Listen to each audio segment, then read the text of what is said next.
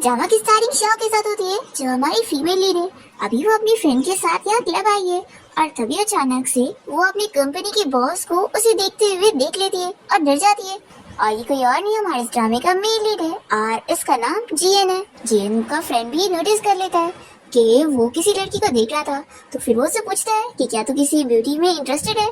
तो फिर जीएन इसके लिए मना कर देता है और शाओ भी यहाँ अपनी फ्रेंड लिसा को इस बारे में बताने लगती है कि मैंने अपनी कंपनी के बॉस को ऊपर सेकंड फ्लोर पर देखी।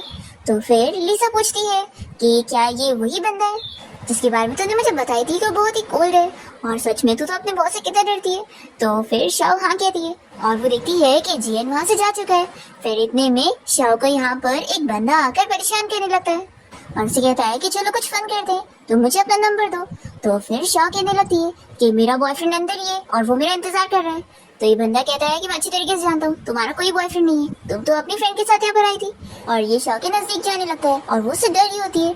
इतने में जीएन यहाँ चिल्लाते हुए पहुंच जाता है और उससे शाओ से दूर रहने के लिए बोलता है। तो फिर ये आदमी जीएन से पूछता है कि तुम हो कौन, क्या तुम इस लड़की के बॉयफ्रेंड हो। तो जीएन शाओ से कहता है कि तुम कहाँ जा रही थी, तो बताती है कि वॉशरूम।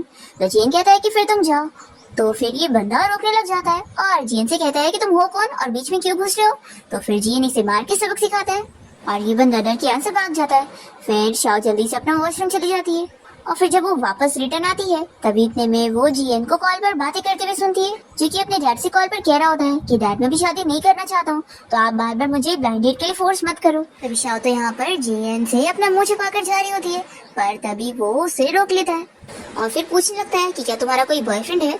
तो शाओ कहती है कि नहीं, मैंने तो बस ऐसी कहानी बनाई थी और उसे झूठ बोली थी। तो फिर जीएन कहता है कि क्या तुम्हें क्लबिंग करना पसंद है।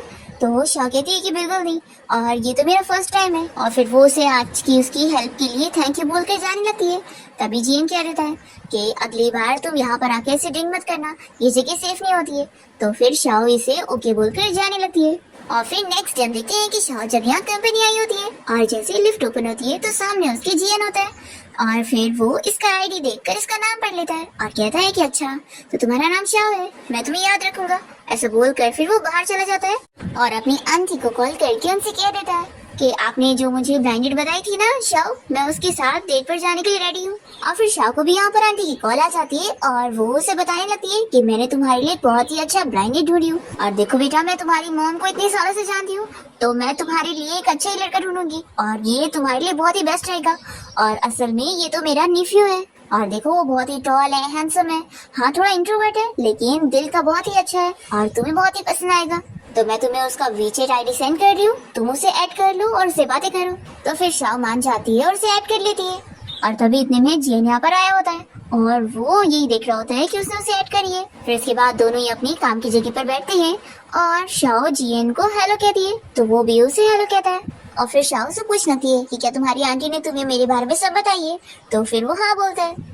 फिर शाओ से ये भी पूछ लेती है कि क्या तुमने बस अपनी फैमिली के फोर्स करने पर मेरे साथ ब्लाइंडेड के लिए हाँ बोले हो।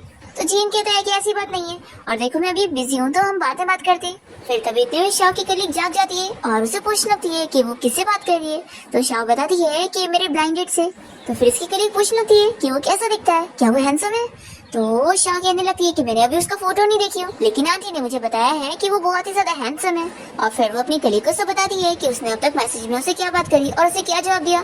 तो फिर इसकी कलीग कहती है कि वो कितना कोल्ड बंदा है, आखिर ऐसे कौन रिप्लाई करता है, लगता है वो तुम्हारे साथ ब्लाइंडेड पर जाने चाहता ही नहीं है, इससे अच्छा उसे रिजेक्ट कर दो। शाओ कहती है कि लेकिन उसने कहा ना कि वो फैमिली की फोर्स करने पर मेरे साथ ब्लाइंडेड पर नहीं जा रहा है। तो इसकी कलीग जी कहती है कि तो क्या हुआ, तुमसे जैसे वो बात कर रहा है ना, वो तुम्हारा वेट कर रहा है कि तुम उससे परस्यू करो, वो चाहता है कि तुम उसके पीछे पीछे लगी रहो और वो तो भाव खा रहा है। फिर इतने में यहाँ पर जीएन आया होता है और इसे देखकर ही दोनों ही डर जाते हैं और फिर जीएन तुरंत ही चला जाता है। और शाओ की कलीग जी कहने लगती है कि मिस्टर जीएन कितने डरावने है ना, कहीं ऐसा ना हो कि तुम्हारा जो ब्लाइंडेड हो वो भी बॉस की तरह ही हो। तो शाओ कहती है कि तुम मुझे डराओ मत। फिर इसके बाद वो अपने ब्लाइंडेड से मिलने के लिए यहाँ रेस्टोरेंट पहुंचती है और फिर वो टेबल नंबर 16 ढूंढते हुए जैसे आकर बैठती है तो अपने सामने जीएन को देखकर शॉक हो जाती है और फिर उसे कहने लगती है कि बॉस कितना बड़ा कोइंसिडेंस है। तो ये उसे बैठने के लिए बोलता है और शाओ सोच रही होती है कि ये क्या, मेरा ब्लाइंडेड कोई और नहीं मेरा बॉस है। फिर उसे ऐसे नर्वस देखकर जीन कहता है कि तुम्हें क्या हो गया। तो शाओ बताती है कि बॉस मुझे नहीं पता था कि आप मेरे ब्लाइंडेड होंगे। तो क्या आपको इस बारे में पहले से पता था कि आंटी ने आपको मुझसे इंट्रोड्यूस करवाई है। तो जीन कहते हैं कि नहीं, मुझे नहीं पता था, और मुझे बताओ कि मेरी आंटी ने तुम्हें मेरे बारे में क्या बताई है।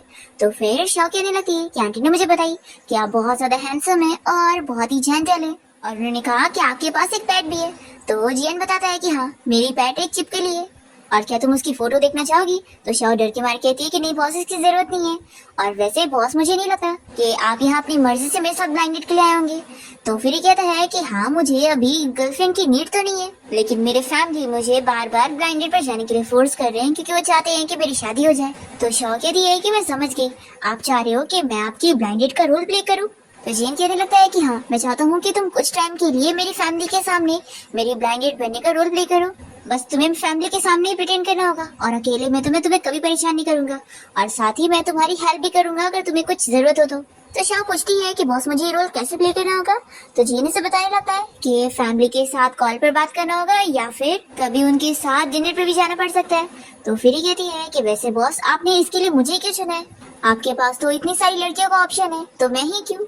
तो फिर ये कहता है कि क्योंकि मैं रिलेशनशिप में अपना टाइम नहीं वेस्ट करना चाहता हूँ, और मैं किसी और को भी, और मैं इस काम के लिए किसी और को भी चुनना नहीं चाहता हूँ।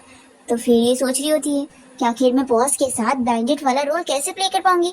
जीन कहता है कि अगर ये चीज तुम्हें बहुत ही अजीब लग रही है तो तुम उसे काम की तरह समझ सकती हो, और मैं इसके लिए तुम्हें अलग से पे भी करूंगा। शाह पूछती है कि लेकिन अगर इस बीच मैं किसी को लाइक करने लग गई तो। जीन कहता है कि उसकी तुम फिक्र मत करो, अगर कभी ऐसा होता है तो हम अलग हो जाएंगे, और तुम्हें अब भी इस चीज का जवाब देने की जरूरत नहीं है, तुम आराम से टाइम ले सकती हो और फिर मुझे अपना जवाब देना। और हाँ, तुम्हें मुझे ऐसे प्राइवेट में बॉस कहने की जरूरत नहीं है, तुम मुझे मेरे नाम से बुला सकती हो। तो शाओ सोचती है कि वैसे तो बॉस अब इतने डरावने नहीं लग रहे, लेकिन आखिर कौन अपने बॉस को उनके नाम से बुलाता है। फिर जीन पूछने लगता है कि बताओ तुमने क्या सोची हो, क्या तुम मुझे हाँ कहने वाली हो। तो शाओ कहती है कि बॉस मुझे थोड़ा और टाइम चाहिए, और फिर वो मन में सोचती है कि आखिर मैं बॉस के मुंह पे उनको उनके नाम से कैसे बुलाऊं। और फिर ये जल्दी से कहती है कि जीएन मुझे घर जाना है, और ऐसे बोलकर भागने लगती है।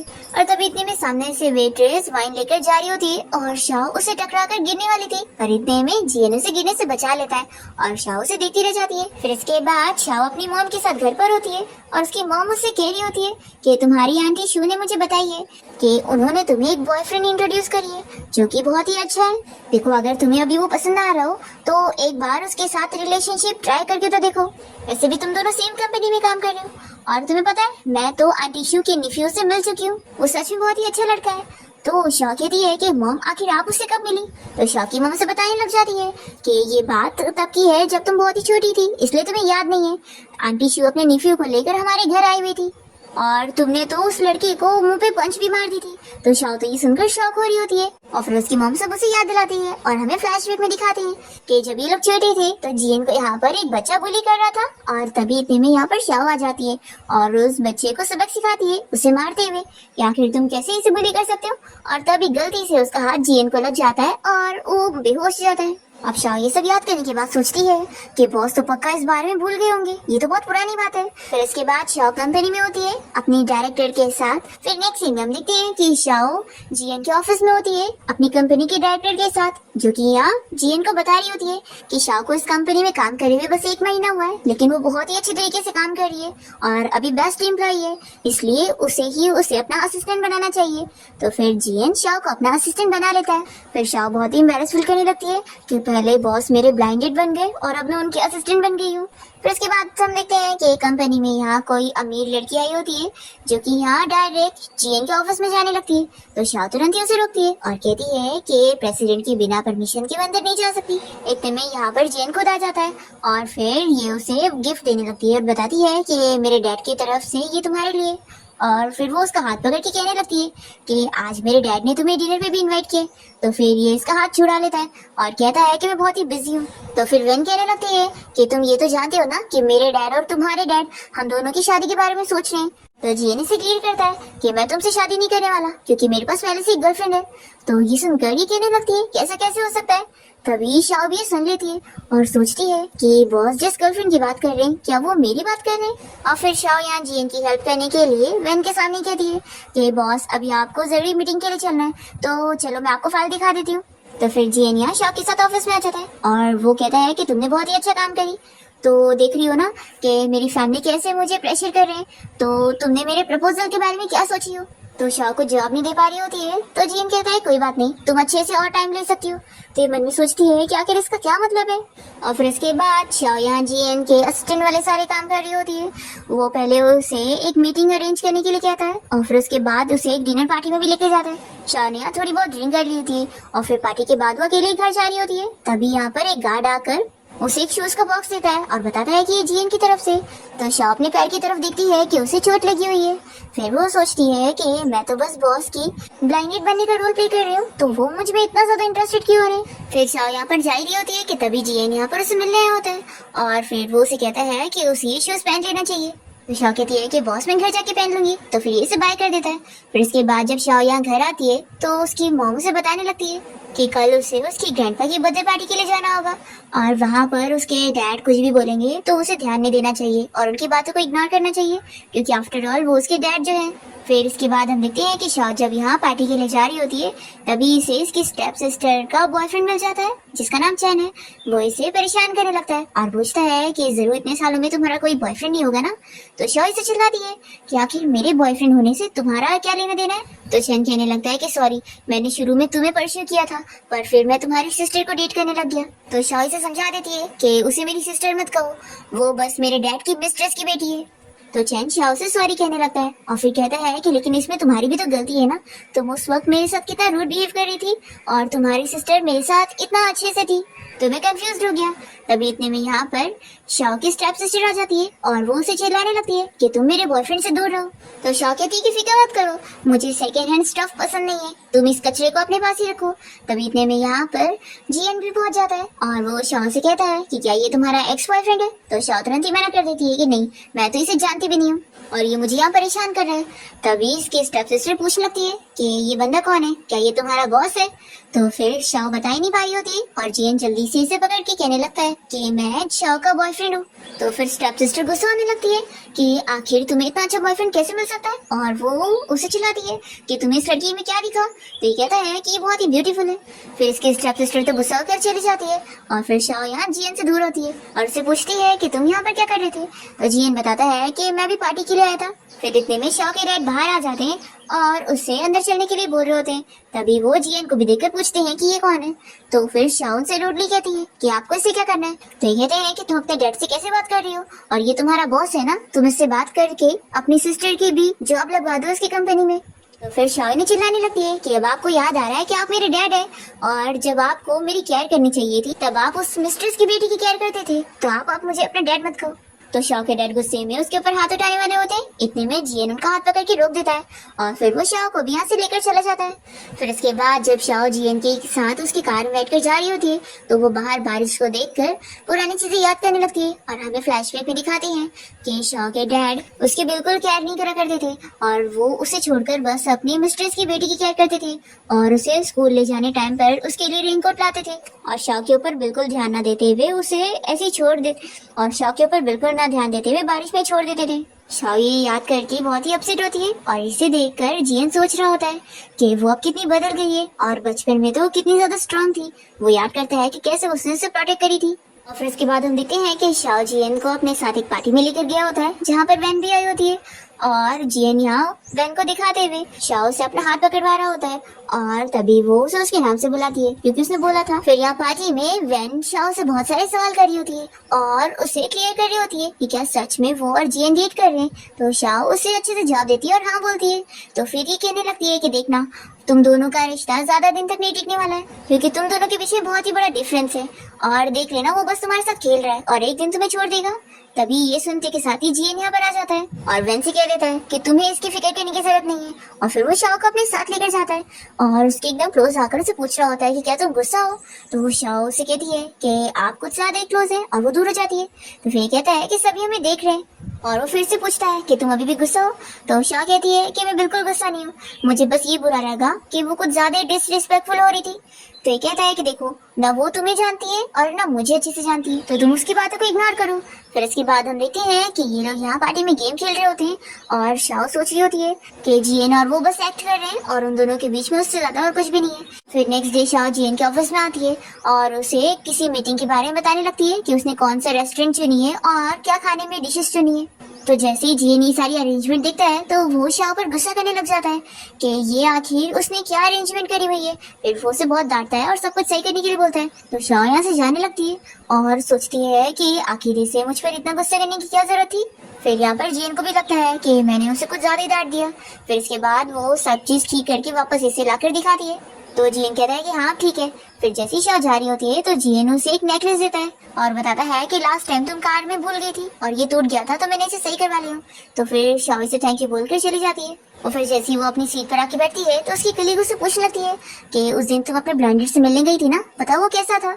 तो शाओ याद करती है कि कैसे अभी वो उसे डांट रहा था तो ये कहती है कि नहीं अच्छा नहीं था। तो फिर इसकी कलीग कहती है कि मैंने बोली थी ना कि वो अच्छा नहीं होगा। आखिर कौन ऐसे एरोगेंट बंदे को डेट कर सकता है, एक तो पूरा दिन हम ऐसे ही बॉस का खड़ूस फेस देखते हैं। तो शाओ भी उसका साथ दे रही होती है कि हाँ तुम सही कह रही हो। इतने में जियन यहाँ पर आ जाता है और कहता है कि काम के टाइम पर बातें मत करो और फिर वो चला जाता है। फिर हम देखते हैं कि शाओ जब अपना काम कर रही होती है तभी उसकी सुपरवाइजर उसे बहुत सारे काम देने लग जाती है।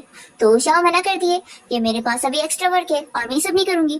तो फिर ये लड़की से चिल्लाने लगती है कि तुम असिस्टेंट हो ना तो तुम्हें ये सब काम करने पड़ेंगे। तभी इतने में यहाँ पर जियन आता है और शाओ से कहता है कि तुम मेरे ऑफिस में आओ। और फिर वो इस लड़की को भी डांट देता है कि शाओ सिर्फ मेरी असिस्टेंट है तो वो सिर्फ मेरे काम करेगी, तुम लोगों के नहीं। और फिर शाओ जियन के ऑफिस में होती है और वो इसे पूछता है कि वो तुम्हें इतनी बातें सुना रही थी तो तुम उससे फाइट क्यों नहीं करी और उसकी बातें सुन के क्यों ले रही थी। तो कहती है कि ऐसी बात नहीं है कि मैं डर रही थी, मैं बस फाइट करना नहीं चाह रही थी। और फिर हमें फ्लैशबैक में दिखाते हैं कि शाओ ने जब जियन को प्रोटेक्ट करने के लिए किसी बंदे को मारकर फाइटिंग करी थी तो फिर स्कूल में उसकी कंप्लेन हो गई थी और इसी वजह से घर पे उसके मॉम डैड लड़ने लग गए थे और एक दूसरे को ही ब्लेम करने लग गए थे। तो ये देखकर शाओ बहुत ही ज्यादा रो रही थी कि वो नहीं चाहती है कि उसके मॉम डैड ऐसे फाइट करे, इसलिए वो दोबारा कभी ऐसे झगड़ा नहीं करेगी। और फिर इसके बाद उसके मॉम डैड का डिवोर्स हो गया। फिर प्रेजेंट में हम देखते हैं कि शाओ यहाँ जियन से कहती है कि बॉस आप फिक्र मत करो, मैं आगे किसी को भी अपने आप को ऐसे बुली करने नहीं दूंगी।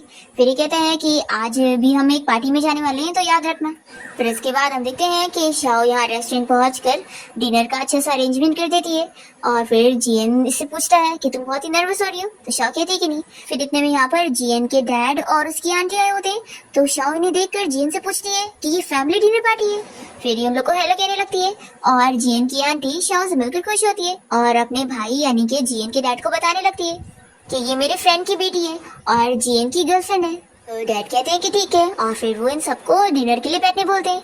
और फिर यहाँ पर वो शाओ को खाना सर्व भी करने लगते हैं और उससे जियन के बारे में पूछने लगते हैं कि वो उसे कितना लाइक करती है और वो दोनों कितने टाइम से डेट कर रहे थे। तभी शाओ ये ठीक से जवाब नहीं दे पा रही होती है और जियन अपने डैड से कहता है कि आप इतना क्वेश्चन मत करो। फिर डिनर के बाद जब जियन शाओ को कार से उसके घर छोड़ने जा रहा होता है तभी वो पूछती है कि क्या मैंने अच्छे से एक्ट करी थी। तो ये कहता है कि मुझे नहीं पता था कि तुम इतनी ज्यादा शाय होगी। तो ये बताती है कि आज तक मैंने किसी को डेट नहीं करी हूँ ना और ये मेरा फर्स्ट टाइम है तो इसलिए मैं नर्वस थी। तो फिर ये कहने लगता है कि वैसे क्या कल तुम फ्री हो। मेरे डैड को पूरी तरीके से बिलीव हुआ ही नहीं कि तुम मेरी गर्लफ्रेंड हो, इसलिए अभी हमें और कोऑपरेट करना पड़ेगा। तो शाओ पूछती है कि क्या आपके डैड को पता लग गया कि मैं बस फेक थी। तो ये कहता है कि इसमें तुम्हारी कोई गलती नहीं है, वो एक्चुअली मुझ पर ट्रस्ट नहीं करते तो इसलिए अब कल मैं तुम्हें पिक करने आऊंगा। फिर इसके बाद शाओ घर आकर अपनी फ्रेंड लीसा को कॉल करके इस बारे में सब बता देती है कि उसने अपने बॉस के साथ ऐसी डील करी है कि वो उसकी ब्लाइंड डेट का रोल प्ले करेगी और उसे फैमिली से डील करने में हेल्प करेगी। तो लीसा कहने लगती है कि कहीं वो तुम्हें किस और हक के लिए तो नहीं बोल रहा और तुम्हारा फायदा तो नहीं उठा रहा है। तो शाओ कहती है कि नहीं, वो ऐसे टाइप की नहीं है, वो बहुत ही अच्छे है। तो लीसा कहती है कि तुम उसकी बहुत साइड ले रही हो। तो शाओ कहती है कि मेरे बॉस सच में बहुत ही अच्छे हैं और तुम उनके बारे में ऐसा मत बोलो। तो फिर लीसा कहती है कि ठीक है, अपना ख्याल रखना। फिर नेक्स्ट डे हम देखते हैं कि सुबह सुबह ही शाओ को जियन की कॉल आती है और वो उसे कहता है कि जल्दी से रेडी हो जाओ, बाहर आओ। और फिर इसके बाद जियन शाओ को यहाँ हॉर्स राइडिंग करवाने के लिए लेकर जाता है जहाँ पर उसके अंकल भी आए होते हैं और यहाँ पर जियन और शाओ साथ में हॉर्स राइडिंग करते हैं और अच्छा टाइम स्पेंड करते हैं। और फिर इसके बाद जियन शाओ को डिनर पे भी लेकर जाता है और शाओ यहाँ सोच रही होती है कि इस रेस्टोरेंट का एटमॉस्फेयर कैसा है, यहाँ पर कैंडल्स वगैरह क्यों है। फिर ये जियन को बताती है कि मेरी मॉम को तुम्हारी एक फोटो देखनी थी। तो फिर जियन कहता है कि मेरे पास कभी फोटोज वगैरह नहीं रहती है तो तुम अभी ले लो। तो शाओ इसकी फोटो लेने लग जाती है और कहती है कि यहाँ पर लाइट तेज नहीं है तो मैं जब बाहर जाऊंगी तो फिर तुम्हारी फोटो ले लूंगी। फिर इतने में जियन को उसके डैड की कॉल आती है और वो साइड में बात करने जाता है और फिर शाओ को भी बुलाता है कि तुम यहाँ पर आओ, मेरे डैड तुमसे बात करना चाहते हैं। और फिर शाओ यहाँ जियन के डैड से वीडियो कॉल पर अच्छे से बात करती है और वो इन दोनों को अच्छा टाइम स्पेंड करने का बोलकर कॉल रखते हैं। और फिर इसके बाद शाओ और जियन वॉक करते हुए यहाँ से निकलते हैं और शाओ पूछती है कि अब तो आपके डैड को यकीन हो गया होगा ना। तो ये कहता है कि हाँ यकीन तो हो रहा होगा, लेकिन वो है बहुत ही स्मार्ट, इसलिए अभी हमें और भी कोऑपरेट करना पड़ेगा। तो शाओ कहती है कि ठीक है। तभी इतने में सोचती है कि यहाँ पे लाइट अच्छी है तो चलो यहीं पर ही फोटोज लेते हैं। तो जियन मान जाता है कि हाँ इससे मेरे भी काम हो जाएगा और फिर वो इसकी और अपनी सेल्फी लेने लगता है। फिर नेक्स्ट हम देखते हैं कि शाओ पूरी कंपनी के सारे एम्प्लॉयज के साथ डिनर पार्टी के लिए जा रही होती है और तभी इतने में शाओ और तभी इतने में जियन भी लिफ्ट से बाहर आता है और उसका असिस्टेंट पूछता है कि सभी कहाँ जा रहे हैं। तो फिर ये लोग कहते हैं कि बॉस आप भी हमारे साथ पार्टी में चलो। तो जियन शाओ को देखते हुए मान जाता है और फिर हम देखते हैं कि यहाँ पर सभी एम्प्लॉयज एक साथ बैठ के डिनर कर रहे होते हैं और जियन दूर अपने असिस्टेंट के साथ होता है और वो शाओ को ही देख रहा होता है कि कैसे उसका कलीग उसमें बहुत ही ज्यादा इंटरेस्ट दे रहा है और ये देखकर ये जेलस होने लग जाता है और फिर तुरंत ही शाओ के पास जाकर उसे कहता है कि मेरे साथ चलो मुझे काम है। फिर जैसी शाओ यहाँ पर आती है तो पूछती है कि मुझे क्या करना होगा। तो ये बताता है कि मेरे डैड का कॉल आया था। तो ये कहती है कि फिर क्या मैं आपके डैड से फिर से कॉल पे बात करूं। तो जियन कहता है कि नहीं, बस हम दोनों एक फोटोज लेते हैं उससे भी काम हो जाएगा। और फिर ये शाओ को पकड़ के अपने साथ फोटो ले लेता है। फिर शाओ कहती है कि बॉस अब आपका काम हो गया तो मैं घर जा रही हूँ। फिर नेक्स्ट डे हम देखते हैं कि शाओ जब यहाँ कंपनी में होती है तो उसकी फ्रेंड उसे कॉल पर बताती है कि उसे कुछ काम पड़ गया है तो वो उसके साथ साथ में घूमने नहीं जा पाएगी। तो शाओ कहती है कि ठीक है फिर अब मैं अपने किसी कलीग को पूछती हूँ। पर फिर कोई भी शाओ के साथ जाने के लिए फ्री होता ही नहीं है, इसलिए शाओ अकेले घूमने जाने को निकलती है। और जब वो एयरपोर्ट पर होती है तो उसे यहाँ जियन मिल जाता है जो कि बताता है कि वो यहाँ जरूरी काम से आ रहा था। और वो शाओ से कहता है कि वो कहाँ जा रही है। तो वो बताती है कि मैं अपनी फ्रेंड के साथ कॉन्सर्ट पर जाने वाली थी पर मेरी फ्रेंड फ्री नहीं है। फिर वो उसे भी पूछती है कि बॉस क्या आप चलना चाहोगे। तो ये कहता है कि मैं रात में फ्री नहीं रहने वाला हूँ। पर फिर ये इसे कहता है कि लाओ एक टिकट दे दो, अगर मैं फ्री रहूंगा तो फिर मैं आ जाऊंगा। फिर हम देखते हैं कि कॉन्सर्ट के बाद बाहर बारिश हो रही होती है और शाओ यहाँ वेट कर रही होती है ताकि कोई उसे टैक्सी मिल जाए। इतने में जियन उसे पिक करने पहुंच जाता है और फिर वो कार में जाते हुए उसे कहता है कि सॉरी मैं तुम्हारे साथ कॉन्सर्ट देखने नहीं पहुंच पाया। तो शाओ कहती है कि कोई बात नहीं। तभी जियन टिश्यू निकाल कर शाओ को सुखाने में हेल्प कर रहा होता है क्योंकि वो बारिश में भीग चुकी थी। और ये देखकर शाओ तो बहुत ही शाय हो रही होती है। फिर ये कहने लगता है कि तुम्हें तो बहुत फीवर हो गया है और फिर वो उसे लेकर हॉस्पिटल पहुंच जाता है उसका चेकअप करवाने। फिर जियन के ऐसे बिहेवियर से शाओ तो सोचने पड़ जाती है कि क्या मिस्टर जियन अभी भी बस एक्टिंग कर रहे हैं, क्योंकि आखिर वो मेरी इतनी केयर क्यों कर रहे हैं और मुझे हॉस्पिटल तक भी लेकर आए। फिर इसके बाद दोनों यहाँ से निकलते हैं और शाओ को जियन की आंटी का कॉल आया होता है। फिर कॉल पे बात करने के बाद वो इसे पूछती है कि आखिर आपने आंटी को क्यों बताया कि हम दोनों साथ में हैं? अब उन्हें गलतफहमी हो जाएगी तो फिर। तो जियन कहता है कि हम लोग तो यही चाहते हैं ना। तो शाओ कहती है कि क्या आपने इस बारे में सोचा है कि अभी तो हम लोग ये डेटिंग की एक्टिंग कर रहे हैं, लेकिन बाद में जब सभी को सच पता लगेगा तो फिर क्या होगा। तो जियन कहता है कि मैंने इस बारे में कभी सोचा ही नहीं कि वैसे तुम्हारा वापस जाने का प्लान कब का है। तो शाओ बताती है कि मेरी दोपहर की फ्लाइट है। तो जियन कहता है कि ठीक है अभी तो मुझे कुछ काम है तो मैं अपने ड्राइवर से कह देता हूँ कि वो तुम्हें छोड़कर आएगा। तो शाओ कहती है कि इसकी क्या जरूरत है, मैं खुद अपना चली जाऊंगी। तो जियन कहता है कि नहीं तुम बीमार हो इसलिए चुपचाप मेरी बात सुनो। तो फिर शाओ मान जाती है और जियन अपना कॉल पे बात करने के लिए साइड में जाता है। और फिर शाओ इस बारे में सोचने लगती है कि ये मेरी इतनी केयर कर रहा है तो ये सब बस एक्टिंग है या फिर सच में ये मुझे लाइक करता है। और फिर ये खुद ही सोचने लगती है कि मैं इस बारे में ऐसा क्यों सोच रही हूँ, हम दोनों के बीच में बस एक्टिंग रिलेशनशिप है, कोई रियल नहीं। फिर इसके बाद शाओ वापस जब आती है तो अपनी फ्रेंड के साथ बाहर गई होती है और वो इसे कहती है कि तुम दोनों का भी एक्टिंग रिलेशनशिप में हो, लेकिन क्यों ना इसको रियल में कन्वर्ट कर दो, वैसे भी तुम्हारा कोई बॉयफ्रेंड नहीं है और किसी ना किसी को तो तुम्हें डेट करना ही चाहिए। तो शाओ कहती है कि तुम ये क्या कह रही हो। तो इसकी फ्रेंड कहती है कि इस बारे में अच्छे से सोच के तो देखो देखो वैसे भी मैं बस तुम्हें सजेस्ट कर रही हूँ, डिसीजन तो तुम्हें खुद लेना है। फिर शाओ भी जियन के बारे में सोचने लग जाती है। फिर नेक्स्ट हम देखते हैं कि शाओ अपनी कंपनी में होती है और वो अपनी फ्रेंड के साथ मिलकर सभी फाइल्स वगैरह को लिफ्ट में लेके जा रही होती है। इतने में जियन भी यहाँ पर आया होता है और वो शाओ की हेल्प करने लगता है और ये देखकर उसकी कलीग भी शॉक हो रही होती है। फिर इसके बाद जियन शाओ को इस बारे में बताता है कि उसके डैड ने घर पे उसे डिनर के लिए बुलाया। फिर ये उन लोग के घर पे डिनर के लिए जाती है और जियन शाओ को खाना सर्व कर रहा होता है। तो ये देखकर डैड खुश होते हैं और कहते हैं कि मेरे बेटे को अब किसी की केयर करना भी आ गया। और फिर जियन के डैड यहाँ से चले जाते हैं और जियन शाओ से कहता है कि चलो मैं तुम्हें अपना रूम दिखाता हूँ। तो बहुत ही खुश हो जाती है। फिर यहाँ शाओ जियन के रूम में आकर उसकी सारी चीजें देखने लगती है और तभी उसे उसके बचपन का फोटो भी दिख जाता है जिसे शाओ अच्छे से देख रही होती है। तो जियन कहता है कि क्या हुआ, क्या तुम मुझे पहले से जानती हो। तो शाओ कहती है कि बिल्कुल नहीं, और फिर वो कुछ भी बहाना करके यहाँ से निकल जाती है। और जियन इसकी ऐसी हरकतें देखकर स्माइल करता है। फिर नेक्स्ट डे हम देखते हैं कि शाओ यहाँ जैसी कंपनी में आती है तो वो अपने साथ 2 कॉफी लाई होती है और एक वो अपनी कलीग को देती है। तो इसकी कलीग खुश होती है और कहती है कि रुको मैं अभी तुम्हें पैसे ट्रांसफर कर देती हूँ। तो शाओ कहती है कि नहीं, इसकी जरूरत नहीं है, मुझे नीचे बॉस मिल गए थे और उन्होंने मुझे इन्वाइट किया, तो ये उनकी तरफ से। और फिर शाओ की फ्रेंड उससे इस बारे में पूछने लगती है तो शाओ जल्दी से वॉशरूम जाने का बहाना करती है और तभी वो जियन को उसके फ्रेंड के साथ बातें करते हुए सुनती है। जियन का फ्रेंड उससे पूछ रहा होता है कि शाओ तो इतनी ज्यादा ब्यूटीफुल है ना, और तू इतना उसके साथ रहता है, तो क्या तूने उसके साथ कुछ करने का सोचा नहीं? तो जियन मना करता है कि तू ऐसी बातें मत कर। तो जियन उसे मना करने लगता है कि मैंने ऐसा कभी नहीं सोचा हूँ, तो ऐसे मत बोल। शाओ ये सुनकर चली जाती है और जियन अपने फ्रेंड से कहने लगता है कि मैं उसकी बहुत रिस्पेक्ट करता हूँ और मैं उसके बिना मर्जी के ऐसा कुछ नहीं करने वाला। और फिर इसके बाद शाओ यहाँ वापस आने के बाद बहुत ही अपसेट होती है, तो इसकी कलीग भी उससे पूछने लगती है कि क्या हुआ है। शाओ अपने मन में सोचती है कि मुझे इतना ज्यादा नहीं सोचना चाहिए, हम लोग तो बस एक्ट कर रहे थे ना। फिर इतने में यहाँ पर इसकी सुपरवाइजर आ जाती है और शाओ को जियन के पास जाकर साइन लाने के लिए बोल रही होती है। फिर शाओ जियन के ऑफिस में आकर उसे साइन लेती है। तभी वो उसे कहता है कि आज रात हम डिनर के लिए चलेंगे। तो शाओ मना कर देती है कि मेरे पास टाइम नहीं है। तो जियन कहता है कि ठीक है, ऑफिस के बाद मैं तुम्हें साथ में घर लेके चलूंगा। तो शाओ कहती है कि इसकी भी जरूरत नहीं है और वो उससे मन में बहुत ही गुस्सा होती है। फिर कंपनी के सभी लोग डिनर पार्टी में गए होते हैं और बाहर निकलने के बाद शाओ का एक कलीग उसमें बहुत ही इंटरेस्ट ले रहा होता है और वो उसका हाथ टच करके उसे गिरने से बचा रहा होता है। तो जियन ये देखकर जेलस हो जाता है।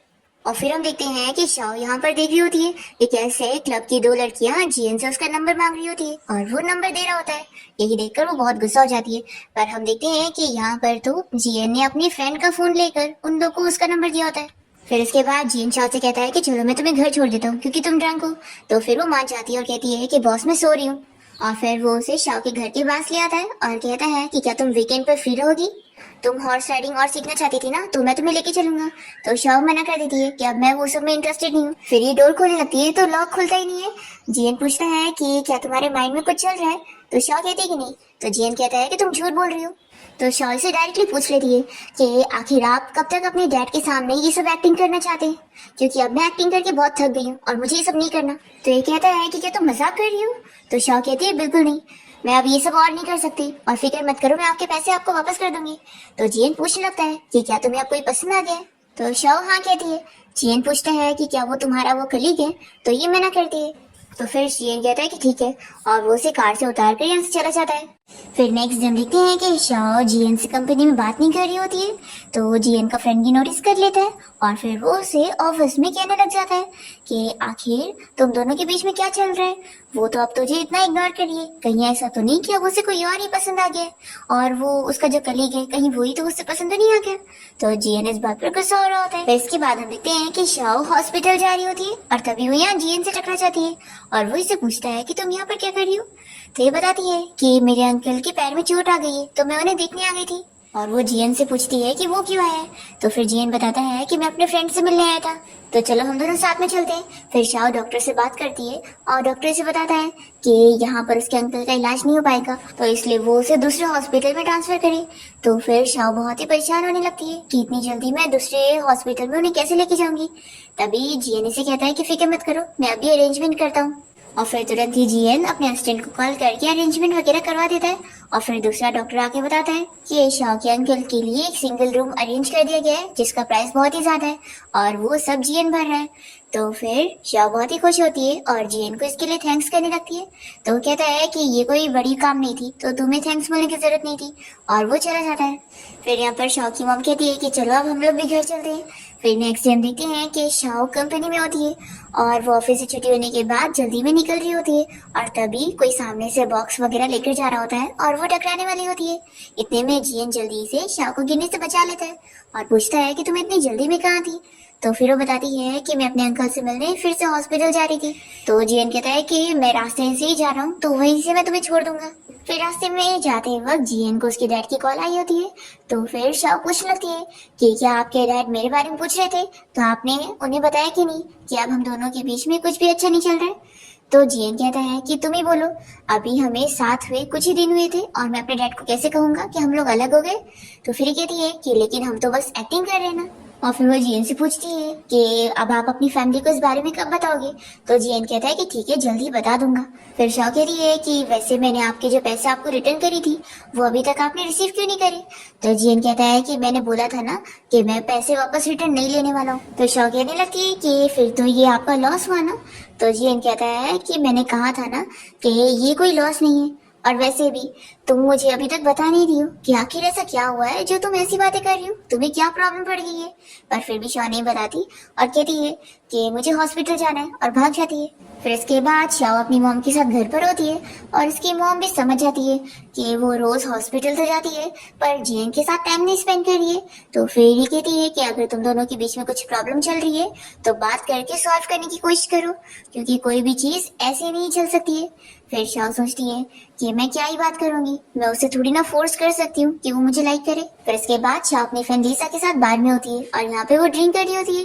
तभी लीसा इससे पूछने लगती है कि वैसे तुम्हारे और तुम्हारे बॉस के बीच में क्या चल रहा है। तो शाओ कहती है कि अब हमारे बीच में सब कुछ खत्म हो गया, अब हम लोग एक्टिंग नहीं कर रहे। फिर इतने में यहाँ बार में कुछ लोग फाइटिंग करने लग जाते हैं। तो शाओ और उसकी फ्रेंड लीसा यहाँ से भागने वाले होते हैं, पर इतने में एक बंदा यहाँ पर वाइन की बोतल फेंक देता है और शाओ को वो लगने वाली होती है। पर तभी जल्दी से यहाँ पर जियन आकर शाओ को बचा लेता है और वो हाथ से बोतल को रोक देता है। शाओ तो ये देखकर चौंक जाती है और फिर इसके बाद वो उसे यहाँ पे प्रोटेक्ट करने लगता है। और फिर जियन शाओ और उसके फ्रेंड को यहाँ से बाहर जाने के लिए बोलता है और कहता है कि मैं सब सॉल्व करके आता हूँ। फिर वो अपने गार्ड्स की मदद से इन सारे लोगों को यहाँ से सबक सिखाता है और फिर जियन शाओ की फ्रेंड लीसा को यहाँ से भेज देता है और शाओ और जियन यहाँ हॉस्पिटल पहुंचते हैं जियन की हाथ की चोट को डॉक्टर को दिखाने के लिए। और फिर शाओ यहाँ पर जियन को थैंक्स करने लग जाती है जो उसने अभी बाहर में उसकी जान बचाया। और वो कहती है कि बदले में मैं आपको रिपे करने के लिए आपकी मेडिकल फीस भरना चाहती हूँ। तो जियन कहता है कि क्या तुम्हें लगता है मुझे इसकी जरूरत है। देखो मैं बस इतना चाहता हूँ कि तुम बस मेरे साथ वापस से एक्टिंग करो और बदले में तुम्हें जो चाहिए मैं वो तुम्हें दूंगा। तो शाओ ये सुनकर कुछ जवाब नहीं दे पाती है और तभी इतने में नर्स जियन को आवाज देने लगती है कि उसका नंबर आ गया है। तो शाओ कहती है कि बॉस साहब आपको जाना चाहिए। तो जियन कहता है कि फिर हम कार में जाने के बाद फिर से बात करेंगे। फिर वो अपना चेकअप करवाने के बाद जब यहाँ कार में बैठता है तो शाओ से पूछता है कि क्या तुम अब इसके लिए रेडी हो। तो शाओ कहती है कि बॉस मुझे नहीं पता मैं आपको क्या जवाब दूं। तो जियन कहता है कि क्या तुम्हें अभी भी नहीं समझ आ रहा है, मैं तुम्हारे साथ इस रिलेशनशिप को कंटिन्यू करना चाहता हूँ। तो शाओ कहती है कि बॉस एक्टिंग ही तो करनी है ना, तो आप किसी और को भी तो ढूंढ सकते हैं, मेरी ही क्या जरूरत है। तो जियन कहता है कि नहीं, सिर्फ तुम ही कर सकती हो, क्योंकि मैं तुम्हारे अलावा किसी के भी साथ रिलेशनशिप में नहीं आना चाहता हूँ और मुझे सिर्फ तुम ही चाहिए।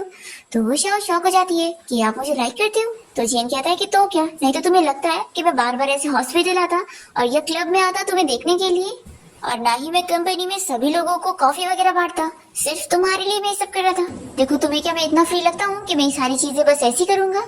तो शाओ कहती है कि लेकिन आप अपने फ्रेंड से बात कर रहे थे।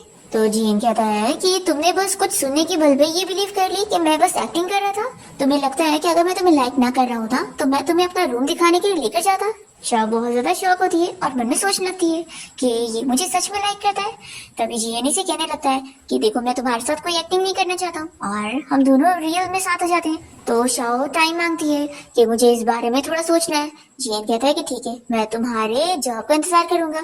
फिर नेक्स्ट दिन देखते हैं कि शाओ अपने कलीग के साथ कंपनी में मिलकर इस बारे में डिस्कस कर रही होती है कि वो दोनों हॉट स्प्रिंग के लिए कहाँ जाएंगे। तभी इतने में जियन यहाँ पर आ जाता है और इन लोगों से पूछने लगता है कि तुम लोग क्या बातें कर रहे थे। तो फिर लोग बता देते हैं कि हम लोग घूमने जाने की बात कर रहे थे। तो ये सुनकर जियन कहता है कि शाओ तुम मेरे साथ ऑफिस में हो। फिर जैसे ही शाओ यहाँ पर आती है तो जियन कहता है कि तुम मेरा मेडिसिन चेंज कर दो। शाओ सोचती है कि अच्छा तो बस मेडिसिन चेंज करने के लिए बुलाया था। तभी ये से पूछने लगता है कि मैंने जो कल रात तुम्हें बोला था तुमने उसके बारे में क्या सोची। तो शाओ बताती है कि मैंने अभी कुछ ज्यादा नहीं सोची हूँ। तो फिर जियन शाओ से कह देता है कि मैं भी इस ट्रिप पर तुम्हारे साथ चलना चाहता हूँ। फिर इसके बाद हम देखते हैं कि कंपनी के और एम्प्लॉयज भी ट्रिप पर जाने का सोच लेते हैं और ये सभी वहाँ पर पहुंच जाते हैं। यहाँ पर सभी कलीग्स के साथ शाओ भी विशिंग ट्री पर अपनी विश टांग रही होती है और इतने में जियन यहाँ पहुंच जाता है और उसे उसकी विश पूछने लगता है।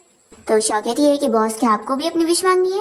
तभी जियन कहता है कि मेरी तो बस एक ही विश है कि बस तुम हाँ बोल दो। शाओ कहती है कि मैंने अभी तक इसका जवाब सोची नहीं हूँ, पर मैं आपसे कुछ पूछना चाहती हूँ कि आपके पास तो लड़कियों की लाइन लगी हुई है, लास्ट टाइम भी मैंने देखी थी कि आप कितनी लड़कियों को अपना नंबर दे रहे थे, तो फिर आप मुझसे ऐसा कैसे पूछ सकते हैं। तो जियन कहता है कि अच्छा, तो तुम सोच रही हो कि मैंने लड़कियों को अपना नंबर दिया हो, तो तुम खुद ही देख लो। और फिर वो उसे दिखा देता है कि उसने अपना नहीं बल्कि अपने फ्रेंड का नंबर उन लोगों को दिया था। और वो ये भी उसे क्लियर करता है कि वो किसी भी लड़की को अपना नंबर नहीं देता है। फिर यहाँ पर जियन फिर से शाओ से पूछने लगता है, तो वो फिर भी जवाब नहीं दे पा रही होती है। तो ये कहता है कि मुझे बिल्कुल बिलीव नहीं हो रहा कि तुम मुझे लाइक नहीं करती हो। तो फिर शाओ से बता देती है कि उसने उसकी और उसके फ्रेंड की बातें सुन ली थी जब वो अपने फ्रेंड को कह रहा था कि वो शाओ के बिल्कुल क्लोज नहीं होना चाहता है और उसके साथ ऐसा वैसा कुछ नहीं करना चाहता है। तो जियन शाओ को इस बात पर भी क्लियर करता है कि उसने ये इसलिए बोला था क्योंकि वो उसकी रिस्पेक्ट करता है और बिना उसकी परमिशन के वो उसके साथ ऐसा कुछ भी नहीं करेगा। फिर इसके बाद शाओ अपनी कलीग के साथ यहाँ रूम में होती है और तभी उसे जियन की कॉल आती है और वो कहता है कि घर से बाहर आओ, मैं दरवाजे के बाहर तुम्हारा इंतजार कर रहा हूँ। शाओ अपनी कलीग से कहती है कि मैं अभी आती हूँ, कुछ काम है। और फिर वो जैसे ही घर से बाहर आती है तो इधर उधर देखने लगती है। तभी जियन कहता है कि क्या तुम मुझसे डरती हो? शाओ कहती है कि नहीं, लेकिन आपने मुझे यहाँ पर क्यों बुलाया? तो जियन जल्दी से उसे अपने क्लोज करता है और कहता है कि मैं तुम्हें मिस कर रहा था, इसलिए यहाँ पर तुम्हें देखने आ गया। तो शाओ कहने लगती है कि बॉस, हम ऐसे नहीं कर सकते, कोई हमें देख लेगा तो जियन कहता है कि तुम अभी भी बस मेरी सबॉर्डिनेट बन रही हो। देखो गर्लफ्रेंड, तुम मुझे बार बार बॉस मत बोलो। तो शाओ पूछती है कि फिर मुझे आपको क्या बुलाना चाहिए। इतने में यहाँ पर जियन का फ्रेंड आ जाता है और उसे देखकर शाओ बहुत ही ज्यादा शाओ हो जाती है और जल्दी से अपने रूम में भाग जाती है। तो फिर शाओ की कलीग उसे ब्लश करता हुआ देखकर पूछती है कि उसे क्या हुआ है। तो ये जल्दी से कुछ भी बहाने कर लेती है। फिर नेक्स्ट डे ये लोग बाहर घूमने जाने के लिए निकल रहे होते हैं और जियन शाओ से कहता है कि लाओ तुम्हारा बैग दे दो, मैं पकड़ लेता हूँ। तो वो शाओ कहती है कि नहीं, अगर कलीग्स देख लेंगे तो फिर उन्हें शक हो जाएगा। तो फिर जियन मान जाता है कि ठीक है, लेकिन कम से कम एक फोटो तो ले ही सकते हैं। और फिर वो उसके साथ बहुत सारी फोटोज लेने लगता है। फिर इसके बाद शाओ अपनी फ्रेंड के साथ यहाँ हॉट स्प्रिंग में होती है और फिर हॉट स्प्रिंग एंजॉय करने के बाद इसके फ्रेंड कहती है कि अब मैं अपने रूम में जा रही हूँ, क्या तुम भी चलोगी? तो शाओ कहती है कि नहीं, मैं थोड़ा देर और रहूंगी। फिर तभी इतने में यहाँ पर जियन भी आ जाता है और शाओ से कहती है कि मैं तुम्हारा इंतजार कर रही थी। और फिर इसके बाद दोनों यहाँ पर किस करने लगते हैं और अच्छा टाइम स्पेंड करते हैं। और फिर नेक्स्ट डे से जियन और शाओ मैसेज पर भी बात करने लग जाते हैं। और फिर जब वो ऑफिस में यहाँ उसे प्रोजेक्ट वगैरह के बारे में बताने आती है तो जियन कहता है कि आज हम साथ में लंच करने चलेंगे। शाओ कहती है कि ठीक है। फिर ही कहता है कि फिर उसके बाद मूवीज भी देखने चलेंगे। फिर इसके बाद शाओ जब यहाँ टिकट ले रही होती है तभी चैनी से देखकर फिर से परेशान करने लगता है। तभी इतने में यहाँ पर शाओ की स्टेप सिस्टर आ जाती है और वो इसे चिल्लाने लगती है। तो यहाँ पर जियन भी शाओ को प्रोटेक्ट करने के लिए पहुंच जाता है। तो फिर ये स्टेप सिस्टर चैन को लेकर अपना मूवी देखने चली जाती है और जियन शाओ से समझाने लगता है कि तुम इतना गुस्सा मत करो। तो कहती है कि मैं गुस्सा थोड़ी ना हो रही हूँ, वो तो बस वैसे भी मेरे डैड की स्टेप डॉटर है और मेरे डैड ने उसकी मॉम के साथ मिलकर मेरी मॉम को चीट किया था और उस लड़के को तो मैं बिल्कुल भी नहीं जानती हूँ और मैं उसे देखती हूँ ना तो मुझे बहुत ही ज्यादा डिस्गस्टिंग लगता है वो। तो यही सुनकर जियन खुश होता है और फिर शाओ से बताने लग जाती है कि मैं तुम्हें बहुत ज्यादा लाइक करती हूँ और तुम बहुत अच्छे हो। तो जियन कहता है कि तुम भी बहुत ज्यादा अच्छी हो। फिर इसके बाद हम देखते हैं कि शाओ जब यहाँ कंपनी में होती है तभी उसे उसके अंकल की कॉल आती है, यानी कि उसकी मॉम के नए हस्बैंड की। और वो कोई प्रॉब्लम में होते हैं पर वो शाओ को नहीं बताते और कहते हैं कि सब ठीक है। पर शाओ को शक हो जाता है और फिर वो यहाँ से जाने के लिए निकल रही होती है तभी जियन उसे देख लेता है और फिर वो भी उसे लेकर यहाँ साथ में पहुंचता है। और फिर शाओ यहाँ पर आकर देखती है कि कैसे उसके डैड की मिस्ट्रेस यहाँ पर उसकी मॉम और उसके स्टेप डैड को यहाँ बातें सुना रही होती है और साथ ही उसके डैड भी यहाँ पर आकर झगड़ रहे होते हैं। तो जियन और शाओ दोनों ही मिलकर अपनी मॉम और उसके स्टेप डैड को प्रोटेक्ट करते हैं। तो फिर शाओ की मॉम तो बहुत ज्यादा खुश हो जाती है कि उनका सन इन लॉ कितना अच्छा है। फिर इसके बाद शाओ और जियन कार में जा रहे होते हैं और शाओ रोने लग जाती है और कहती है कि सॉरी, तुमने भी वो मेरी फैमिली का सारा मजाक बनता हुआ देख लिया। जियन कहता है कि इसमें तुम्हारी कोई गलती नहीं है। फिर शाओ से बताने लगती है कि वो जो लेडी थी वो मेरे डैड की मिस्ट्रेस थी जो मेरी मॉम को हर्ट कर रही थी उन्हें बातें सुनाकर। मुझे तो समझ नहीं आ रहा कि आखिर कोई इंसान सच में इतना बुरा कैसे हो सकता है। पहले उसने मेरी मॉम से मेरे डैड को चुराई और फिर मेरी मॉम के घर जाकर ट्रबल क्रिएट कर रही थी। आखिर इतनी शिमलेस लोग कैसे हो सकते हैं? जियन कहता है कि तुम्हें ऐसे लोगों की वजह से अपने आप को अपसेट नहीं करना चाहिए। फिर शाओ तो यहाँ पे रोने लग जाती है। तो जियन कहता है कि बचपन में तो तुम बहुत ही ज्यादा स्ट्रांग थी और अब रो रही हो। तो शाओ शॉक हो जाती है और कहती है कि तुमने मुझे कब पहचाना, यानी तुम पहले से जानते थे मुझे। और फिर वो रास्ता देख लेती है कि ये तो मेरे घर का रास्ता नहीं है। तो जियन कहता है कि तुम इतना रो रही हो तो तुम्हें लगता है मैं तुम्हारे घर तुम्हें लेके चलूंगा। तो फिर शाओ कहती है कि पहले मुझे बताओ कि आखिर तुमने मुझे कब पहचाना था। तो जियन इसे बताने लगता है कि तुम्हारे साथ ब्लाइंडेड पर जाने से पहले से ही, जब हम दोनों पहली बार एलिवेटर में मिले थे तब मैंने तुम्हारा नाम पढ़ा था, तभी मुझे पता लगा था। तो फिर ये कहती है कि ब्लाइंडेड पर जाने से पहले पता लग गया था तो तुमने मुझे क्यों नहीं बताया। जेन कह रहा है कि मैं कैसे बताता, तब तो हम एक दूसरे को जानते भी नहीं थे। क्या मैं तुमसे ये कहता कि बचपन में जो चीजें हुई है उसकी वजह से मैं तुम्हें लाइक करता हूँ? और फिर जेन शाह से पूछता है कि तुम मुझे बताओ कि तुम मुझे लाइक करते हो कि नहीं। और फिर दोनों ही किस करने लगते हैं। फिर उसके बाद शाह जेन के घर आकर उसकी बैंडेज वगैरह भी कर देती है और फिर यहाँ पर ये लोग अच्छा टाइम स्पेंड करते हैं। और फिर उसके बाद दोनों बेड पर होते हैं और जेन के और फिर इसके बाद दोनों ही बेड पर होते हैं और शाह को भूख लग रही होती है। तो जेन कहता है कि ठीक है, मैं तुम्हारे लिए कुछ बनाने को जाता हूँ, तुम शावर ले लो। फिर शाह यहाँ बाथरूम में आने के बाद बहुत ही शाय फील कर रही होती है और फिर इसके बाद वो उसे किचन में कुकिंग करता हुआ देखने भी आती है। और फिर हम देखते हैं कि शाह को यहाँ जेन का पेट यानी कि वो छिपकली दिख जाती है, जिसे वो देख के डरी होती है। तभी जेन इसे दिखाने लगता है कि उस छिपकली को खाना कैसे खिलाते हैं। फिर इसके बाद हम देखते हैं कि शाह और जेन अच्छा टाइम स्पेंड कर रहे होते हैं और जेन शाह को एक नेकलेस गिफ्ट करता है। फिर नेक्स्ट हम देखते हैं कि शाह की फ्रेंड लिसा उसे बताती है कि ये नेकलेस तो बहुत ही ज्यादा महंगा है और लिमिटेड एडिशन है। तभी इतने में शाह की दो फ्रेंड्स और आई होती है और वो शाह की गले में ये नेकलेस देखकर उसके बारे में कुछ भी बातें करने लगती है। फिर इसके बाद शाह यहाँ जेन के ऑफिस में आकर कॉन्ट्रैक्ट पर उसे साइन करवाने आई होती है और तभी वो उसे रोककर पूछने लगता है कि क्या तुम बिजी हो। शाह कहती है कि हाँ और वो उसे हाथ छोड़ने के लिए बोल रही होती है। तो जेन कहता है कि क्या तुम्हें इतना डर है कि कोई हमें देख लेगा। तो शाह कहती है कि देखो मैं बस तुम्हारी एम्प्लॉय हूँ और तुम मेरे बॉस हो, तो ये बिल्कुल भी सही नहीं होगा और अगर हमारे बारे में सभी को पता लग गया तो वो सभी हमारे बारे में गॉसिपिंग करते रहेंगे। तो जेन पूछता है कि फिर क्या तुम हमारे रिलेशनशिप को अंडरग्राउंड रखना चाहती हो और या फिर मेरे साथ नाइट स्पेंड करने के बाद अब तुम इस चीज को सीक्रेट रखना चाहती हो और मेरी रिस्पॉन्सिबिलिटी नहीं लेना चाहती। तो शाह कहती है कि ऐसी बात नहीं है, बस थोड़ा टाइम दो। फिर इसके बाद हम देखते हैं कि शाह को यहाँ कंपनी में कुछ उसके कलीग्स बुली करने लग जाते हैं और उसके ऊपर ये इल्जाम लगा रहे होते हैं कि वो बॉस के पीछे पड़ी हुई है और उन्हें सेड्यूस करने की कोशिश करती है। तो यहाँ जीएन सभी के सामने शाह को प्रोटेक्ट करने के लिए पहुंच जाता है और वो सभी से क्लियरली बताने लगता है कि असल में मैं शाह को परस्यू कर रहा हूँ और मैं उसके पीछे पड़ा हूँ, इसलिए मैं दोबारा मैं नहीं देखूं, इसलिए दोबारा मुझे नहीं दिखना चाहिए कि तुम लोग में से कोई भी शाह के बारे में रूमर फैला रहे हो। और फिर इसके बाद वो शाह को लेकर यहाँ ऑफिस में आ जाता है। तो शाह कहने लगती है कि उसको ऐसा नहीं करना चाहिए था। जीएन कहता है कि इसमें मेरी गलती नहीं है, मैंने जानबूझ के हमारे रिलेशन को पब्लिक नहीं करा। और फिर जीएन यहाँ शाह का मुंह ठीक करने की कोशिश करता है और फिर उसके बाद शाह की जब सारे कलीग को इस बारे में पता लगता है कि वो और बॉस रिलेशनशिप में, तो वो लोग तो बहुत ज्यादा खुश होने लगते हैं और शाह को अच्छे से ट्रीट कर रहे होते हैं। और फिर अब तो जीएन शाह को सभी के सामने ही घर ले जाने के लिए आता है और सभी लोग इन लोग को ही देख रहे होते हैं। और फिर इसके साथ ही कुछ टाइम बीत जाता है और हम देखते हैं कि शाह और जीएन साथ में बहुत ही खुश हो रहे होते हैं और एक पार्टी में गए होते हैं। तभी यहाँ पर शाह जीएन से पूछ लगती है कि तुम मुझे बताओ कि आखिर तुम मुझे कब से लाइक करना स्टार्ट कर चुके थे। तो फिर वो बताता है कि शायद जब हम लोग सबसे पहली बार क्लब में मिले थे तभी से, या फिर नेक्स्ट डे जब हम लोग एलिवेटर में मिले थे तब से। तो शाह ये जानकर खुश होती है और जेन को बताती है कि वो भी उसे तभी से ही लाइक करती थी। और फिर जेन सभी कंपनी के एम्प्लॉयज के सामने शाह को एक ग्रैंड प्रपोजल देता है और उसे रिंग पहनाता है। और फिर इसी के साथ ही कुछ महीने बीत जाते हैं और हमें पता लगता है कि शाह अपनी खुद की एबिलिटी की वजह से कंपनी की एचआर मैनेजर बन जाती है और जेन ये जानने के बाद उसे कॉन्ग्रेचुलेट कर रहा होता है और इसी के साथ इस ड्रामा की हैप्पी एंडिंग होती है।